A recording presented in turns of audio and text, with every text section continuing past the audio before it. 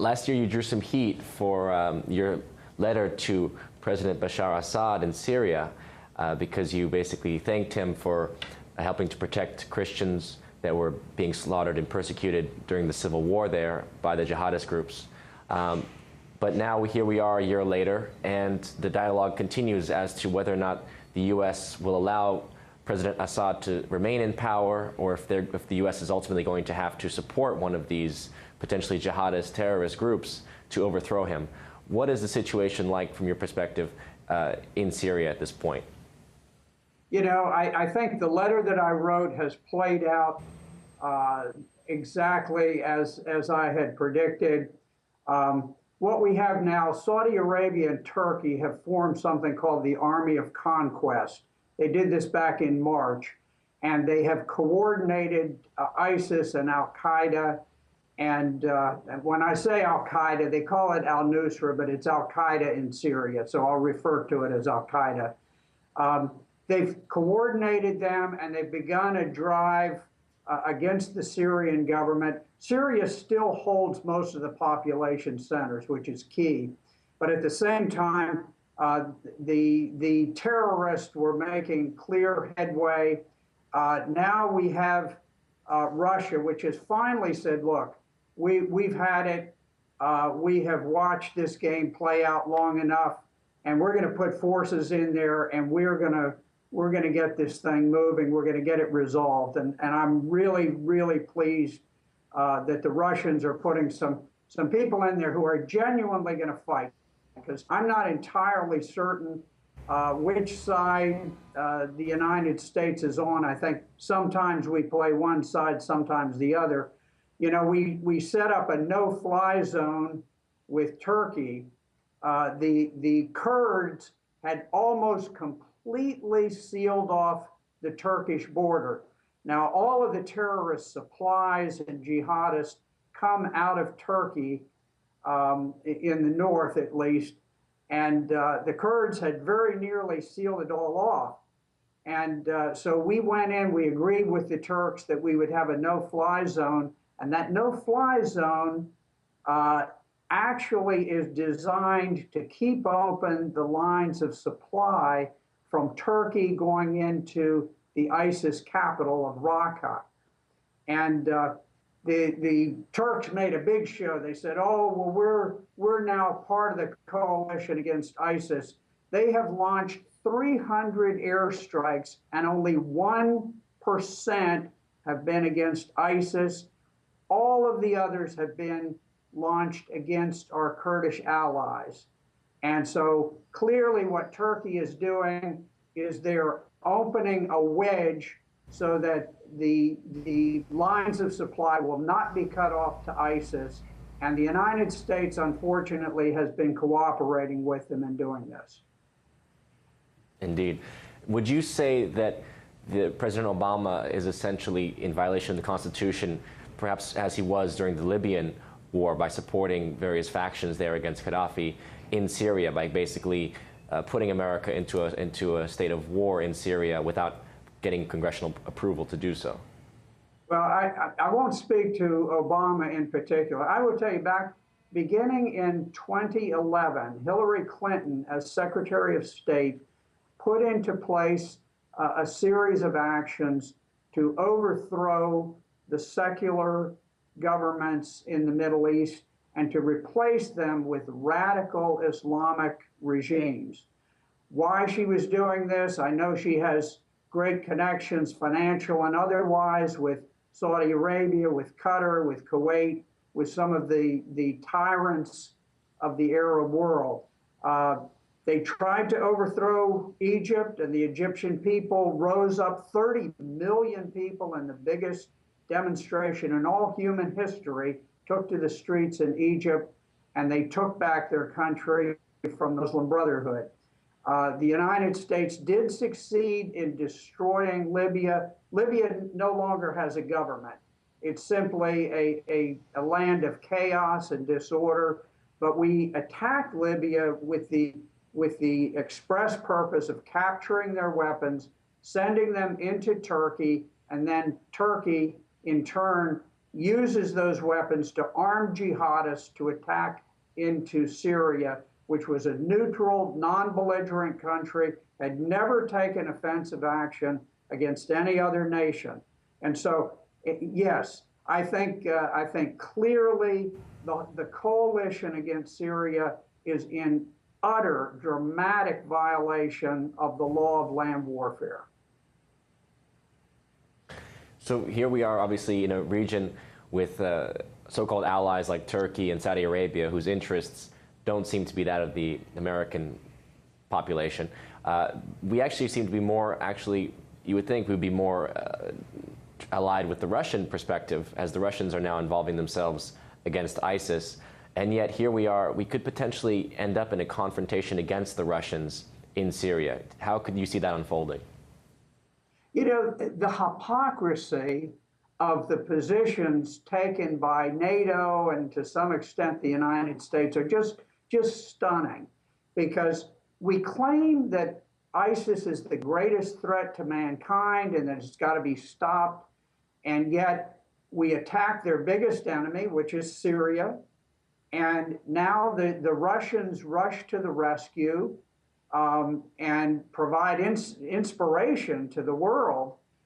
And here we are saying, oh, wait a minute, we're not so sure, because, and the reason I'll tell you is this.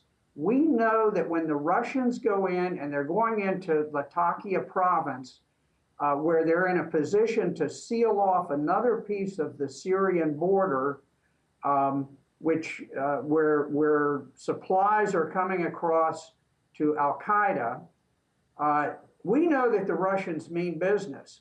They're not going to be there flying jet aircraft and then bringing them back with their bomb loads as we've been doing. There's a tremendous amount of fakeness to our war against ISIS. We know that when the Russians go out, when their planes go in, they're going to bomb. Now, I'll tell you what, in any war that you fight, you go after the enemy's capital. You think about the Second World War. We went after Tokyo. We went after Berlin. This is typically the way you do it. The United States, for years, has known that the capital of ISIS is in Raqqa, Syria. Raqqa, Syria is totally functional. Every once in a while, there's a little bomb strike here and there, but it's all for show.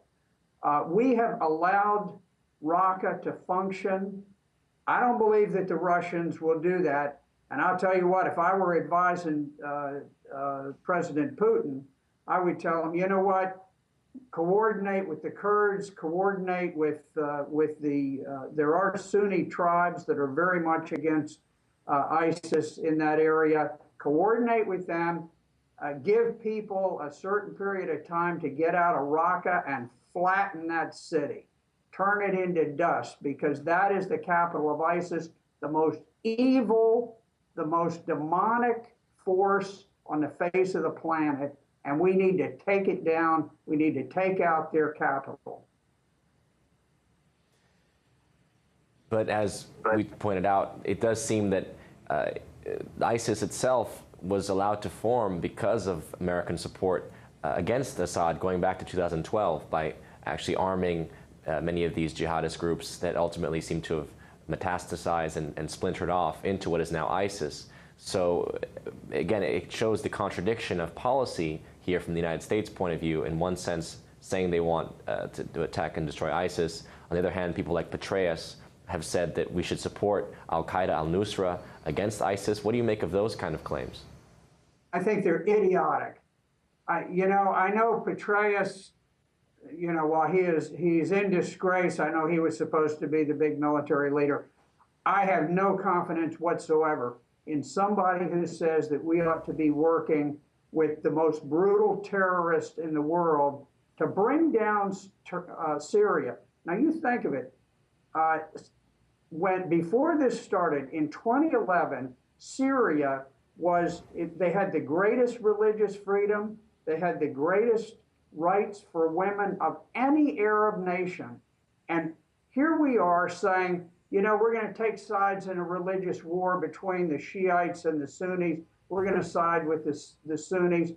I have nothing against Sunnis or anything against Shiites, but the United States has no business interjecting itself on the side of the most radical demonic people on earth. Now, if you look at what happened in Mosul, this is very peculiar. This was very mysterious, where all of a sudden, all of the officers on cue abandoned their troops, and the troops were left there to be slaughtered. There were acres and acres, literally divisions, armored divisions, artillery divisions of American equipment, the most modern equipment, and it was left there. The United States took no action to take it out, and we should have immediately gone after that. Immediately. I mean, this is something that this was a no-brainer. Destroy whatever you can before ISIS can get it out of there. Additionally, one of the peculiar things, and I don't know, I'm not an expert on this, but ISIS captured $500 million of cash in Mosul. I'm not confident that the banks in Mosul typically held on hand $500 million in cash. That's a lot of cash. Banks limit the amount of cash that they hold. I think there was money that was placed there. The arms were placed there. I think there were covert actions taken to cause the Iraqi army to disintegrate. And I think that was a means of supplying ISIS. And immediately they moved those weapons into Syria. And today, every major operation is led by American Humvees, American artillery, American armed vehicles. All of the supplies seem to come from the United States. We channel them sometimes through the Turkish MIT, the intelligence agency. Sometimes it's through the Qataris or the Saudis. But we're funneling weapons. You know, everybody says, well, we've got to stop this war in Syria. If you want to stop it, stop sending jihadists in there. The United States is training jihadist terrorists in Turkey, Jordan, Saudi Arabia, and Qatar, and we're training them to go in. Now, if they go in, we've spent the last 4.5 years trying to overthrow the government of Syria, trying to find a quisling, a puppet, who will do our bidding in Damascus. We haven't come up with a single name. The only recognizable name is al-Baghdadi, the head of ISIS itself. We don't have a single leader among these so-called moderate rebels who have never really existed. They've always been just a propaganda ploy. This has been a war of Al-Qaeda, the Muslim Brotherhood, and ISIS against the Syrian people. And you know, a year ago, there was an election held in Syria. It was a fair and open election. And President Assad won the election. And it's amazing, if you look back, we call him a dictator. I don't know what makes a dictator if he's elected by the people, if he's popularly elected. The Christian Science Monitor said that the election signals to Syrian and the world that Assad is not a dictator fighting for his life, but the elected leader of a country battling foreign-backed terrorists. This is the Christian Science Monitor, which is a very balanced publication. The New York Times said that the huge margin of victory by President Assad was entirely believable. The Washington Post said the election sent a powerful signal of Assad's control. How did he get this control? He got it from the people. 60% of the people are Sunni Muslims. The Sunni Muslims voted for him. The Alawites, the Christians. The people of Syria do not want to see a new leader. We know that if Assad leaves, that it'll be a signal that the Syrian government will disintegrate, and immediately then Al-Qaeda will take over. The dread black and white flag of Al-Qaeda will fly over Damascus. Within months, Lebanon will fall and Jordan will fall. And from that launching pad, ISIS will begin a historic drive against Europe. You can already see it with these refugees. They didn't come out of the blue. Turkey is forcing refugees into Europe as part of a civilization jihad, so that these people will be available to undermine Western civilization and to advance jihad. Remember, the Turkish president Erdogan has this dream of reconstituting the Ottoman Empire. And the Ottoman Empire has slaughtered Christians over and over and over 1,000 years. They intend to do it again. And so I believe it's an essential time. The Russians, I hope that the Russians will double down on what they're doing. I hope they will quickly join the fight and seal the border of Syria. If you seal the border of Syria, you make it seal the border of Turkey. If you seal the Syrian-Turkey border, you make it extremely difficult for ISIS to function and extremely difficult for Al-Qaeda to function. So I'm very hopeful that we will see the Russians roll into action very shortly. And I tell you, it is my hope and prayer that the United States will wake up and say, you know what, it's time to end this slaughter. It's time to stop trying to topple regimes, bring order to the Middle East, stop the bloodshed. If we stop training jihadists and arming jihadists, the war will end, because the war has never been a domestic uprising since the very beginning. Yeah. We make some excellent points, obviously, about the Turkish role in this, in the formation of ISIS and the various terror groups and their perhaps agenda, long-term agenda in the region and also in Europe. So, I think you made some great points today. And as you pointed out, without ISIS's resurgence, America would not have a justification for continuing the war against Assad. So in a way, we seem to be creating the enemy that we can then continue to fight, and that is to the detriment of all people, American, Middle East, and in the Middle East as well. So thank you so much for coming on and making those points and talking to us today, Senator Black.